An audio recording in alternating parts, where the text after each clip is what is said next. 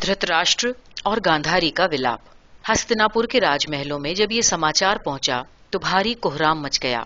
राजा धृतराष्ट्र खबर सुनते ही पछाड़ खाकर गिर पड़े और बेसुध हो गए। रानी गांधारी तो एकदम पत्थर की मूर्ति बन गईं।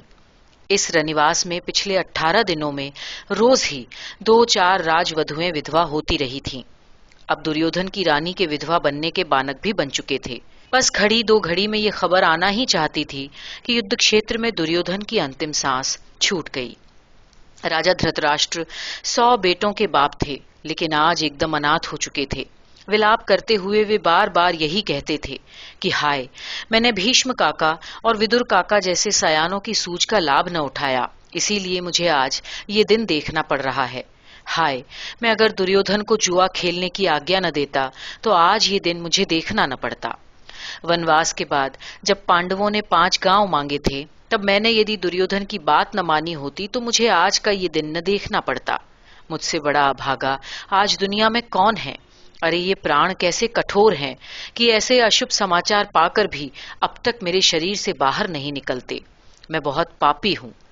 हस्तिनापुर के रनिवास में उस दिन ऊपर से नीचे तक चारों ओर अंधेरा था। पिंजरों में लटके हुए पंछी भी एकदम मौन थे। पशुओं ने चारे में मुंह नहीं डाला था। नौकर चाकर सब जहां तहां निढाल से पड़े थे। किसी को किसी की सुध न थी। दुर्योधन और अश्वत्थामा की भेंट। ऐसी घनघोर उदास रात में अश्वत्थामा अपने मित्र सुयोधन से मिलने के लिए पहुंचे। पहले तो सिपाहियों ने ललकारा, पर जब मशाल के उजाले में गुरु महाराज के बेटे को देखा तो आदर से अलग हट गए। अश्वत्थामा दुर्योधन के पास पहुंचे। उस समय आधी बेहोशी में आंखें बंद किए वो धीरे धीरे कराह रहा था। अश्वत्थामा ने उसके सर पे हाथ फेरते हुए धीरे से कान में कहा, मित्र, मैं अश्वत्थामा तुम्हारे पास आया हूं।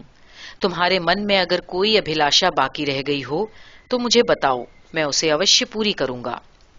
दुर्योधन ने आंखें खोली, अपने मित्र को देखा और कहा, पांडवों को मार डालो, बचने न पाएं। अश्वत्थामा ने कहा, मैं अभी जाकर तुम्हारी कामना पूरी करने के लिए वो काम करता हूं जो वीरों को कभी नहीं करना चाहिए। मैं सोते में उनके सिर काटकर अभी तुम्हारे पास लाता हूं। अपने परम मित्र को संतोष देने के लिए अश्वत्थामा कायरों जैसा काम करने के लिए भी सहमत हो गए।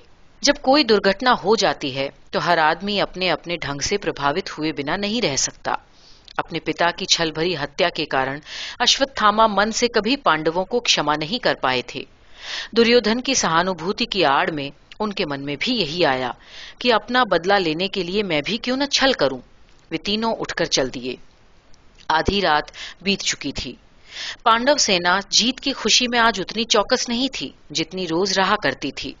सिपाही अधिकतर किसी नशे में धुत्त सोए हुए थे या फिर ऊंघ रहे थे। अश्वत्थामा चोरों की तरह चुपचाप उस जगह गए जहां बड़े बड़े लोगों के डेरे पड़े थे।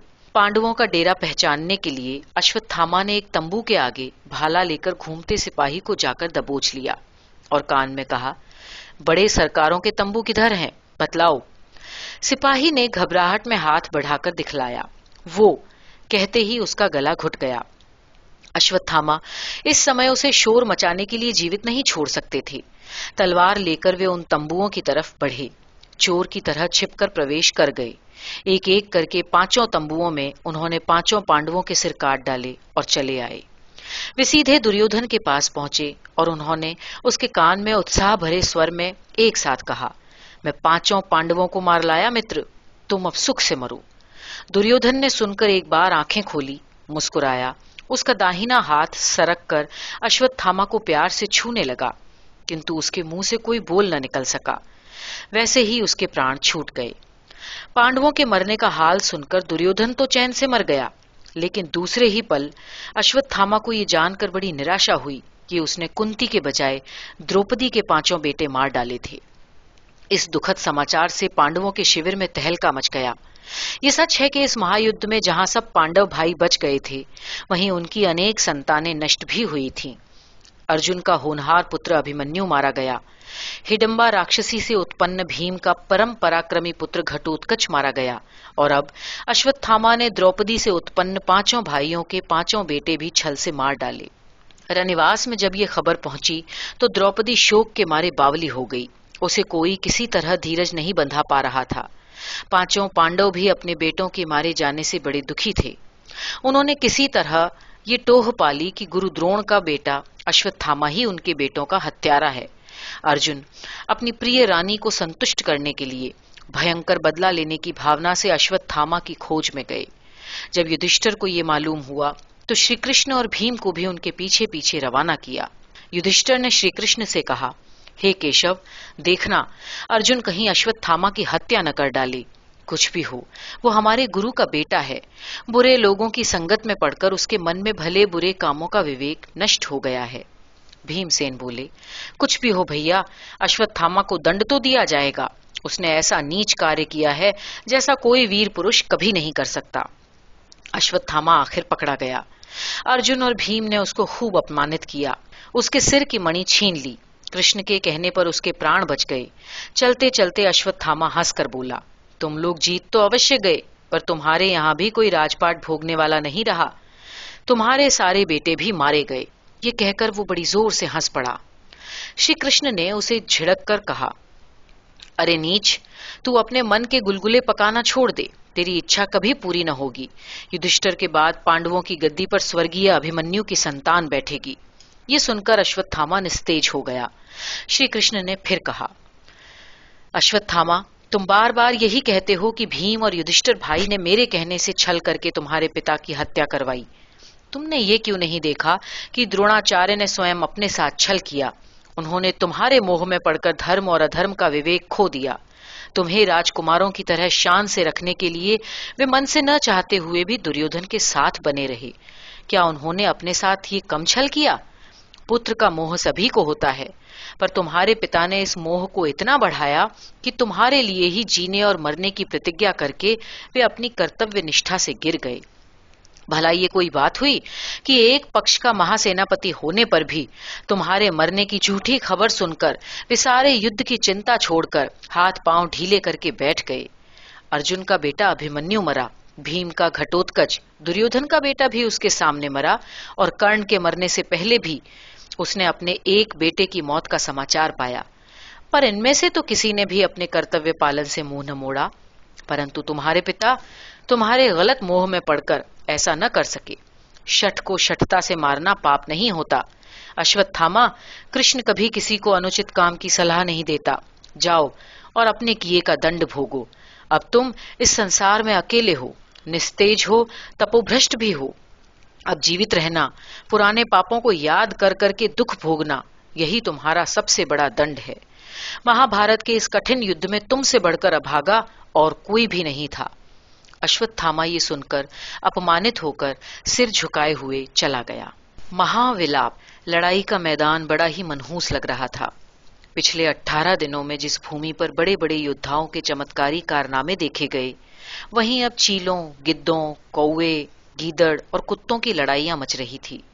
मरे हुए लोगों का मांस खाने के लिए ये पशु पक्षी आपस में नोच खसोट करते हुए भयंकर शोर कर रहे थे। युद्ध भूमि की मनहूसियत को देखकर बड़े बड़े वीरों के कलेजे भी भर उठते थे। वो युद्ध जिसमें भाग लेने के लिए लाखों सिपाही और योद्धा आए थे, अपनी समाप्ति पर और भी भयंकर लग रहा था। दुर्योधन के तथा उसके सलाहकार लोगों के पाप से इतना बड़ा महानाश हुआ। मनुष्य अगर अपने कर्मों के नतीजों पर भी पहले से विचार कर लिया करते तो ऐसे बुरे देखने को कभी न मिलते।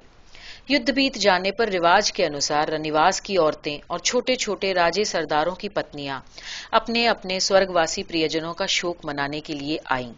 द्रौपदी, गांधारी, कुंती और धृतराष्ट्र के बेटों की विधवा पत्नियां ऐसा विलाप कर रही थीं कि सुनने वालों के कलेजे हिल हिल उठते थे।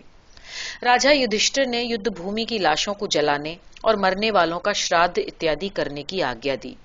जिस दिन सब पितरों का पिंडदान देना था, उस दिन कुंती माता अचानक युधिष्ठिर के पास आई और गंभीर स्वर में कहा, बेटा, कर्ण का कर्म तुम ही करना। ये सुनकर युधिष्ठिर बहुत चौंके। कुंती माता ने तब कहा, कर्ण मेरे कुंवारेपन में पैदा हुआ था। सामाजिक डर के कारण मैंने उसे डलिया में गद्दी तकिए बिछाकर नदी में बहा दिया था। अधिरथ सारथी उसे उठा ले गया, इसलिए वो सूत का बेटा कहलाया, किंतु वास्तव में वो तुम्हारा सगा बड़ा भाई था। ये कथा सुनकर युधिष्ठिर तथा दूसरे भाइयों को बहुत दुख हुआ। श्री कृष्ण ने उन्हें समझाया कि जो होना था सो हो गया। बीती हुई बात के लिए शोक करना बुद्धिमानी नहीं। कर्ण युद्ध भूमि में मारे गए, इसलिए वीरों की मृत्यु का शोक नहीं करना चाहिए। युधिष्ठिर, आप प्रेम से अपने बड़े भाई का श्राद्ध कीजिए। श्राद्ध आदि निपट जाने के बाद रनिवास की स्त्रियां तथा अपने भाइयों के साथ युधिष्ठिर हस्तिनापुर की ओर चले। बचे खुचे राजे, सामंत और सिपाही भी बाजे गाजों के साथ इस विजय यात्रा में सम्मिलित हुए। हस्तिनापुर पहुंचकर युधिष्ठिर सबसे पहले अपने अंधे चाचा धृतराष्ट्र से मिलने के लिए गए। श्री कृष्ण ने इसी अवसर के लिए लोहारों से भीमसेन के डील डोल वाली एक लोहे की मूर्ति बनाने की आज्ञा पहले ही से दे रखी थी। जब पांडव भाई धृतराष्ट्र से मिलने के लिए चले तो वो मूर्ति भी छिपाकर उनके साथ साथ भेज दी गई। युधिष्ठिर ने अपने चाचा के चरण छुए। उनके गले से लिपटकर रोते हुए धर्मराज ने कहा, चाचा जी, आप जानते हैं कि मेरा कोई अपराध नहीं। मैं युद्ध नहीं करना चाहता था। मैंने समझौता करने के लिए हर उपाय किया, पर सुयोधन और उसके सलाहकार अपनी अपनी उल्टी मति पर अड़े रहे। धृतराष्ट्र बोले, बेटा युधिष्ठिर, मैं इस समय भला क्या कहूं। मेरे ही पापों के कारण इस समय मेरे कलेजे में मेरे बेटों की चिताएं दहक रही हैं। क्या कहूं, इस जन्म के अंधे को बाहरी दुनिया का कोई भी दृश्य देखने को न मिला, पर अपने मन के भीतर की दुनिया का ये प्रलय तांडव मुझे इस समय ऐसा साफ दिखलाई पड़ रहा है कि न तो मुझसे रोते बनता है, न मैं चुप रह पाता हूँ। 100 बेटों का बाप आज अकेला है। अब सब कुछ तुम्हारे ही अधीन है। तुम चाहो तो अब उसे कुत्तों की तरह से जीवन बिताने के लिए मजबूर कर सकते हो। युधिष्ठिर बोले, चाचा जी, आप अपने मन में भी इस तरह की बातें न लाएं। ये राजपाट अब भी आप ही का है। हस्तिनापुर दरबार में अब भी जो काम होंगे आपसे ही पूछकर किए जाएंगे। चाचा जी, आप हमें अपना भतीजा न समझकर पुत्र ही माने। धृतराष्ट्र रोने लगे। उन्होंने आगे बढ़कर युधिष्ठिर को कलेजे से लगा लिया और कहा, पांडु बड़ा भाग्यवान था जो उसके बेटे धर्मात्मा, सुशील और आज्ञाकारी हुए। सच कहते हो, अब तुम ही लोग मेरे बेटे हो। कहाँ हैं भीम, अर्जुन, नकुल और सहदेव? मैं एक बार अपने सब बच्चों को कलेजे से लगाकर धैर्य पाना चाहता हूँ। अर्जुन, नकुल और सहदेव ने अपने चाचा के पैर छुए, उनसे गले मिले, परंतु जब भीम आगे बढ़ने लगा तो कृष्ण ने कहा, पैर छू करके तुरंत ही हट जाना। भीम ने ऐसा ही किया। श्री कृष्ण की आज्ञा से धृतराष्ट्र के सामने भीम की लोहे वाली मूर्ति तुरंत ले आई गई। जैसे ही भीम पैर छूकर उठे, वैसे ही धृतराष्ट्र ने लोहे की मूर्ति को असली भीम समझकर अपनी बाहों में कस लिया। देखते ही देखते उनका चेहरा हिंसा से भर उठा और उन्होंने मूर्ति को इतनी जोर से दबाया कि वो टूट गई। अब पांडवों को समझ में आया कि श्री कृष्ण ने भीम की मूर्ति क्यों बनवाई थी। मूर्ति गिरने का धमाका सुनकर धृतराष्ट्र एक बार फिर चौंके। हाय हाय भीम, हाय भीम कहते हुए फूट फूट कर रो पड़े। उन्हें दुर्योधन के हत्यारे पर बड़ा क्रोध था, लेकिन उसे मरा जानकर उन्हें डर लगा कि कहीं युधिष्ठिर और अर्जुन कोई अपने भाई का बदला लेने के लिए उन्हें मार न डाले। वे पछतावा करने लगे। श्री कृष्ण ने तुरंत ही कहा, फूफा जी, व्याकुल न हो, भीम जीवित हैं। ये सुनकर धृतराष्ट्र बड़े लज्जित हुए और चुप हो गए।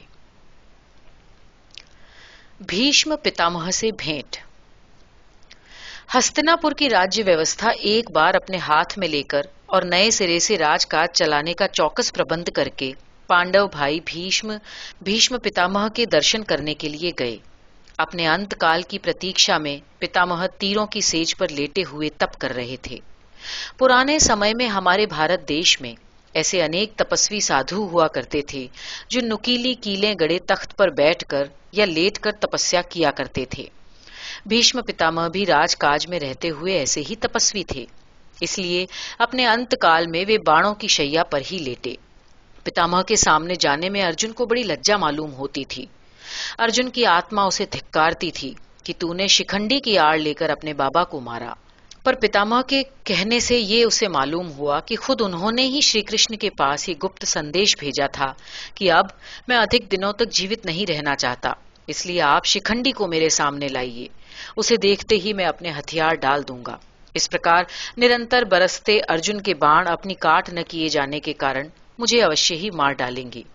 शिखंडी के बाणों से घायल होकर पितामह यदि मरते तो उनकी आत्मा को शांति न मिलती, इसलिए अर्जुन अनजाने ही अपने निहत्थे पितामह पर बाण चला गए। अर्जुन ने कहा, हे सखे, तुमने मुझे आज तक ये भेद क्यों नहीं बतलाया? भीष्म पितामह बोले, मुझ पर कृपा करने के लिए ही कृष्ण ने तुम्हें ये भेद नहीं बतलाया। मैं अपने जीवन से ऊब चुका था। केशव ने ऐसी माया रची कि तुम्हारे बाणों से युद्ध में घायल तो मैं अवश्य हुआ, किंतु मर न सका। मुझे तो अपने वंश का महानाश देखना बदा था। अस्तु, इस शरशय्या व्रत से मैंने निश्चय ही आत्मज्ञान और शांति पाई। अब तो भगवान सूर्य नारायण के उत्तरायण होने की बाट देखते हुए राम नाम जप रहा हूं। श्री कृष्ण ने कहा, हे परम पूज्य महावीर, आपके समान तपोनिष्ठ ब्रह्मचारी बड़े बड़े ऋषि मुनियों में भी कम दिखाई देते हैं। हमारी नगर सभ्यता में तो आपके समान एक भी व्यक्ति आज ढूंढे से नहीं मिलेगा। आपके दर्शन करके और आपसे बातें करने का अवसर पाकर हम सब अपने आप को परम सौभाग्यशाली समझते हैं। आपने अपने पिता, सौतेली माता, सौतेले भाइयों और उनके बच्चों तक के लिए जैसे अनुपम त्याग किए, वैसा कोई नहीं कर सकता। महात्यागी राजर्षि, यदि आपको कष्ट न हो तो हमें अपने उपदेशों का लाभ दें। भीष्म हंसे और कहा, कष्ट नहीं, मेरा शरीर क्षत्रिय संस्कारों में पला है, इसे केवल बाणों की चुभन ही प्यारी है, और रहा मेरा मन, अब वो ब्रह्मलीन है। मुझे भला कष्ट कहाँ? ये अनुभव और विचार भगवान ने मुझे दूसरों को राह सुझाने के लिए ही दिए हैं। उन्हें तुम सबको दे जाना मेरा कर्तव्य है। भीष्म की कथाएं। बाणों की शैया पर लेटे हुए तपस्वी और ब्रह्मचारी महावीर भीष्म पितामह शांत स्वर में सुनाने लगे। हे पुत्र, हजारों वर्ष पहले एक समय ऐसा भी था जबकि हमारी मनुष्य जाति और पशु जाति के आचरण में कोई खास भेद नहीं था। मनुष्य तब तक सही ढंग से सोचना विचारना नहीं सीख सका था। सब लोग पशुओं की तरह आपस में एक दूसरे से लड़ते और मारकाट मचाया करते थे। उन्हीं के बीच एक ऐसा मनुष्य हुआ जिसने सही ढंग से सोचना विचारना सीखा। उसने मनुष्यों को सभ्यता का पहला पाठ पढ़ाया। वो मनुष्य जाति का नेता था, इसलिए लोगों ने उसे मनु कहा। ये मनु चूंकि स्वयं ही अपने तप से ज्ञानी और संस्कारवान बने थे, इसलिए लोगों ने उन्हें स्वयं भू मनु कहकर पुकारा। उस जमाने में मनुष्य जाति में रिश्ते नाते नहीं होते थे। जैसे और जानवर बच्चे के पैदा होने के बाद उसके बड़े होने तक ही बच्चे की रखवाली करते हैं और बाद में अपना रिश्ता नाता भूल जाया करते हैं, उसी तरह मनुष्य भी किया करता था। लेकिन स्वयं भू मनु की स्त्री का नाम शत्रुपा था। शत्रुपा के दो बेटे थे। एक का नाम प्रियव्रत था और दूसरे का उत्तानपाद। मनु और शत्रुपा ने अपने बेटों को केवल पाल पोस कर बड़ा ही नहीं किया, वरन उन्होंने उन्हें अपने बाद मनुष्य जाति के नेता बनने लायक अच्छी शिक्षा दी। उस जमाने में खेती बाड़ी तो होती नहीं थी। लोग या तो शिकार करके मांस खाते थे या जंगलों में अपने आप पैदा होने वाले स्वादिष्ट फलों को खा करके जीवित रहते थे। शिकार आसानी से मिला नहीं करता था, लेकिन फलों से वृक्ष सदा लदे रहते थे, इसलिए वे लोग पेड़ों को कल्प वृक्ष कहते थे। मनु महाराज के पहले तक कोई अपना शरीर ढकना न जानता था। मनु महाराज ने अपने अंगों को ढकना सिखलाया। अलसी के रेशों से या मूंज घास से रस्सी बटकर वे अपनी कमर में बांध लेते और उस पर पत्तों की लंगोटी लगा लिया करते। उन्होंने पत्थरों और हड्डियों के नुकीले हथियार बनाकर शत्रुओं पर सफल आक्रमण करने की तरकीब बतलाई। संकट के समय एकजुट होना आदि अच्छी अच्छी बातें सिखलाई। बहुत दिनों तक मनुष्य जाति के नेता पद को सुशोभित करके मनु और शत्रुपा अंततः जंगल को चले गए।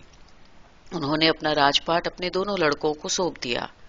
प्रियव्रत और उनके बेटे तो अपने पिता के स्थान में रहे, मगर उत्तानपाद वहां से चलकर उस जगह जा पहुंचे जहां आजकल परास्य, गांधार आदि देश बसे हुए हैं। उन्होंने इस इलाके में रहने वाली मनुष्य जाति को सभ्य बनाकर उनके ऊपर राज्य करना आरंभ किया। उत्तानपाद ने धीरे धीरे अपना राज्य बढ़ाकर उस जगह तक फैला लिया जिसे आज हम मथुरा कहते हैं। ध्रुव की कथा। राजा उत्तानपाद ने विवाह के मामले में पिता की नीति नहीं अपनाई। उन्होंने दो रानियां बनाई। एक का नाम सुनीति था और दूसरी का सुरुचि। सुनीति बड़ी थी और उसका एक बेटा था जिसका नाम ध्रुव था। सुरुचि का भी एक बेटा था जिसका नाम उत्तम था। तपस्वी मनु ने अपने पुत्र उत्तानपाद से कहा, हे पुत्र, तुम अपनी दोनों रानियों के बेटों को एक सा प्यार देना। ध्रुव बड़ा है, इसलिए वो तुम्हारे बाद समाज का चौधरी बनेगा। अगर तुमने इस नीति में कोई फेर फार किया तो याद रखना उसका नतीजा सदा बुरा होगा। उत्तानपाद यूं तो बड़े समझदार थे, मगर वे अपनी दूसरी रानी सुरुचि को इतना अधिक चाहते थे कि उसके इशारों पर नाचने वाली कठपुतली हो जाते थे। वे मन ही मन तो ध्रुव को उत्तम की ही तरह बहुत चाहते थे, पर सुरुचि के सामने वे उसे अपना प्यार देने का साहस भी नहीं कर पाते। एक दिन उत्तानपाद अपने बेटों को चुपचाप साथ लेकर अपने रहने के स्थान से दूर एक नदी के किनारे चले गए। वहां उन्होंने जी भर के अपने दोनों बेटों को खिलाया, उनका मनोरंजन किया। बालक ध्रुव को अपनी दाहिनी गोद में और बालक उत्तम को बाईं गोद में बिठाकर प्यार से एक जगह कहानी सुनाने लगे। तभी आई सुरुचि रानी। अपने बेटे के साथ सौत के बेटे को बैठा हुआ देखकर ईर्ष्या और क्रोध के कारण सुरुचि कुरुचि बन गई। अपने पति को लाल लाल आंखें दिखाकर उसने कहा, मैं तो तुम्हें चारों ओर ढूंढते ढूंढते थक गई और तुम निकम्मे आदमी की तरह यहाँ बैठे हुए बच्चों से खिलवाड़ कर रहे हो। बेचारे उत्तानपाद खिसिया गए। तभी सुरुचि ने आगे बढ़कर ध्रुव का हाथ पकड़कर खींचा और कहा, पिता की गोद में तू नहीं, मेरा बेटा ही बैठेगा, चल हट। ये कहकर सुरुचि ने बच्चे को इतनी जोर से झटकारा कि वो बेचारा अपने पिता की गोद से धरती पर जा गिरा। उत्तानपाद बालक ध्रुव को चोटिल और भयग्रस्त देखकर कुछ कह न सके। उनकी सिट्टी पिट्टी गुम हो गई। सौतेली मां से ये निरादर पाकर ध्रुव थोड़ी देर तक तो स्तब्ध रह गया, लेकिन जब सौतेली मां उसे लात मारने के लिए झपटी तो वो सर्र से उठकर भाग गया। अपने ही झटके से सुरुचि का पांव मुड़ गया और उसमें मोच आ गई। वो हाय हाय चिल्लाने लगी और उत्तानपाद जोरू के गुलाम बने उसका पैर सहलाते हुए डांट खाने लगे। उधर बालक ध्रुव दौड़ता हुआ सीधा अपनी मां सुनीति के पास गया और वो मां से चिपककर फपक फपक कर रो उठा। उसका इस प्रकार बिलखना देखकर सुनीति घबरा गई कि जाने क्या आफत पड़ी जिससे ये बच्चा इतना रो रहा है। सुनीति ने अपने बच्चे को बार बार दुलराया, कलेजे से लगाया। जब बच्चे के मन में कुछ धीरज बंधा तो उसने सारी घटना अपनी मां को सुनाकर आंखों में आंसू भरकर पूछा, मां, क्या तुम्हारा बेटा अपने पिता की गोद में बैठने का अधिकारी नहीं? तुम भी तो मेरे पिता की रानी हो, बल्कि पटरानी हो। दादाजी और दादी जब एक बार आए थे तब उन्होंने कितना प्यार किया था मुझे। मां, सौतेली माता तो मुझे अपने पिता का प्यार तक नहीं पाने देती। सुनकर सुनीति रानी की आंखें छलछला उठी। वो बड़ी सीधी और नेक थी। उन्होंने कहा, बेटा, तू अपनी सौतेली मां के व्यवहार को बुरा मत मान। मैं तो तुझे प्यार करती हूँ और तेरे पिता भी तुझे दिल से बहुत चाहते हैं। मैं अपने पिता की गोद में अब कभी नहीं बैठूंगा। वो मुझे चाहते अवश्य हैं, पर वो मेरी सौतेली मां से डरते हैं। सुनीति ने बच्चे के क्रोध को शांत करने के लिए समझाकर कहा, हे पुत्र, तू अभी ना समझ है। सुरुचि के द्वारा इस तरह तेरा अपमान करने के पीछे उसकी एक स्वार्थ भावना है। वो चाहती है कि बड़ा होकर उसका बेटा नया नेता बने। वो उत्तम को पिता की गद्दी पर बिठाना चाहती है। मां की बात अभी पूरी भी न हो पाई थी कि ध्रुव आवेश से बोल उठा, मुझे नहीं चाहिए अपने पिता की गद्दी। मुझे तो उनकी गोद में बैठने का अधिकार चाहिए। अकेले में वो मुझे जो प्यार देते हैं, मुझे उस प्यार का अधिकार चाहिए।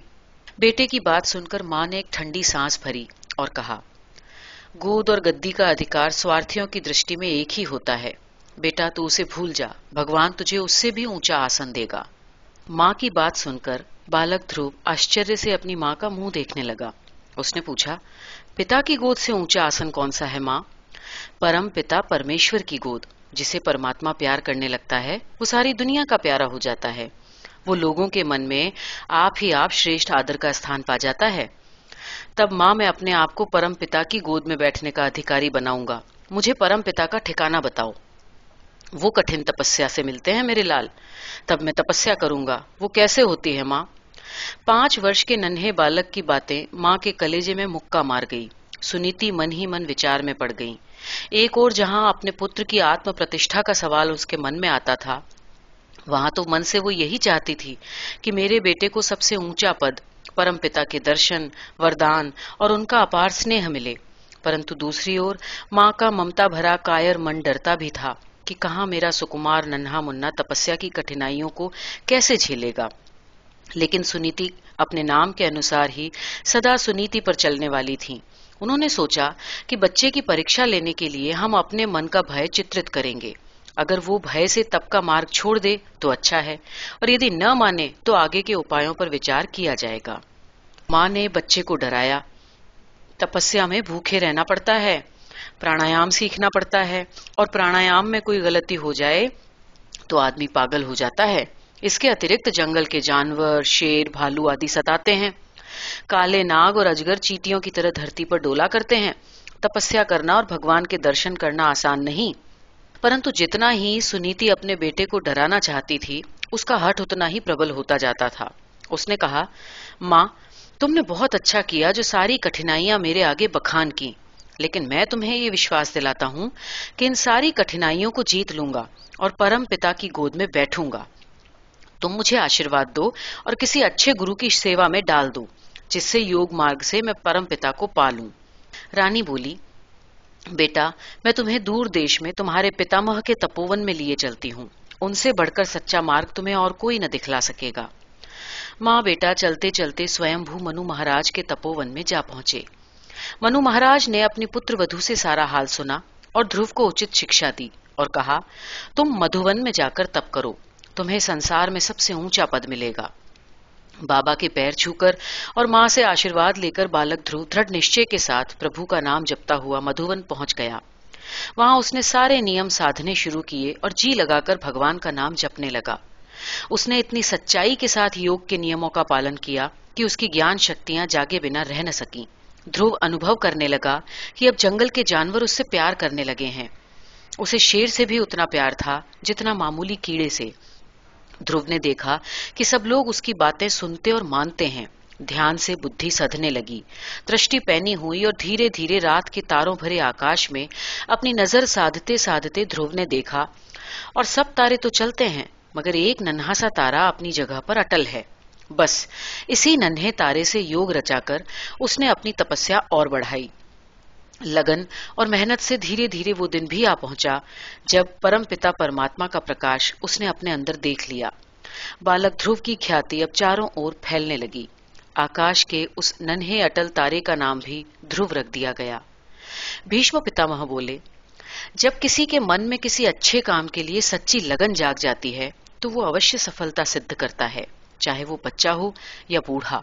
ध्रुव की कथा सुनाकर भीष्म पितामह ने स्वयंभू मनु के दूसरे बेटे प्रियव्रत के वंश के संबंध में बतलाना आरंभ कर दिया।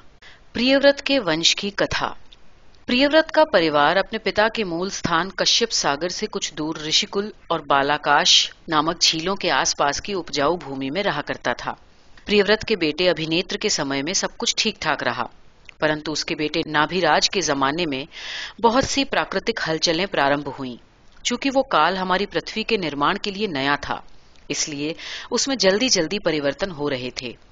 नाभिराज के जमाने में धरती पर जमी हुई बर्फ ही सूर्य की गर्मी से पिघलकर पृथ्वी सींचती थी, किंतु अब आकाश पर काले बादल मंडराने लगे और कुछ दिनों बाद ही मनुष्य जाति ने ऐसी प्रबल वर्षा के दर्शन किए कि वो भय से भर उठे। बिजलियां कड़कने लगीं, बादल गरजने लगे और मूसलाधार पानी बरसने लगा। ताल, तलैया, बर्फीली नदियां आदि उफन उठीं। चारों ओर प्रलय सी मच गई। आंधी, बिजली और बाढ़ के पानी से सारे कल्प वृक्ष सूख गए। बहुत सी जानें भी गईं। इसलिए नाभिराज अपनी प्रजा को लेकर वहां से किसी सुरक्षित स्थान की ओर चलने लगे। उन्हें पता लगा कि उनके कुल के महान पुरुष मनु महाराज ने कश्मीर में तपस्या की थी, इसलिए वो उधर जा पहुंचे। कहा जाता है कि राजा नाभिराज ने ही कश्मीर से लेकर मगध तक की भूमि अपने अधिकार में कर ली और अपने राज्य रूपी शरीर की नाभि स्थल में अयोध्या बसाई। राजा नाभि के समय में ही धनुष का आविष्कार हुआ। उन्होंने ही पहली बार विधिवत हल से खेती कराई। उनके समय में औजार और हथियार यद्यपि हड्डियों और पत्थरों से ही बनते थे, परंतु वे अपने पहले वाले जमाने से मजबूत और नुकीले बनते थे। धातुओं की जान पहचान भी राजा नाभिराज के जमाने से ही आरंभ हुई। ऋषभ की कथा। नाभि के बेटे ऋषभ अपने समय में बहुत बड़े बुद्धिमान और ज्ञानी महापुरुष थे। उन्होंने देखा कि मनुष्य अब तरह तरह के काम करना जान तो गया है, किंतु सब काम एक साथ करने के हौसले में वो कोई भी काम ढंग से नहीं कर पाता। राजा ऋषभ ने समाज में कामों का बंटवारा किया। कुछ लोग केवल खेती करते, कुछ लोग लड़ने और राजकाज चलाने की विद्या में निपुण होते, कुछ लिखने पढ़ने के काम में और कुछ तरह तरह के व्यवसाय वाणिज्य के धंधों में लगे। इस प्रकार समाज में व्यवस्था आने से मनुष्य समाज की सामूहिक उन्नति हुई। ये ऋषभदेव एक बार अपने राज दरबार में बैठे हुए एक नर्तकी का नाच देख रहे थे। वो नर्तकी जैसी अनुपम सुंदरी थी, वैसी ही अनोखी नाचने वाली भी थी। राजा ऋषभदेव उसकी कला और व्यवहार से बहुत खुश थे। एकाएक नाचते नाचते वो नर्तकी धड़ाम से धरती पर गिर पड़ी। घबराकर बहुत से लोग उसे उठाने के लिए आए, लेकिन देखा तो वो निष्प्राण हो चुकी थी। सभा में उपस्थित हर आदमी के मन को गहरा धक्का लगा, मगर राजा ऋषभदेव की तो मानो दुनिया ही बदल गई। वो सोचने लगे कि कितनी सुंदर काया थी, उससे कितनी ऊंची कला का सुंदर प्रदर्शन हो रहा था। काया तो अब भी सामने है, पर उसके अंदर प्रदर्शन करने वाला जीव कहाँ गया? मैं राजा हूं, मुझसे पूछे बिना तो कोई काम नहीं होता, परंतु इस काया के भीतर रहने वाला जीव राज आज्ञा की परवाह किए बिना ही निकल गया। क्या राजा से बड़ी भी कोई सत्ता है? इस प्रश्न ने राजा ऋषभदेव को तपस्वी बना दिया। उन्होंने अपना राजपाट अपने बेटे भरत को सौंपकर मगध देश की राह पकड़ी और एक ऊंची पहाड़ी पर जाकर एकांत में कठोर तपस्या करने लगे। वे अपने समय के श्रेष्ठ सिद्ध पुरुष हुए। उनकी प्रशंसा में वेद में ऋचाएं तक लिखी गईं और बाद में उनकी तपस्या पद्धति को ही जैन धर्म माना गया। ऋषभदेव आदिनाथ भगवान के नाम से भी पुकारे जाते हैं।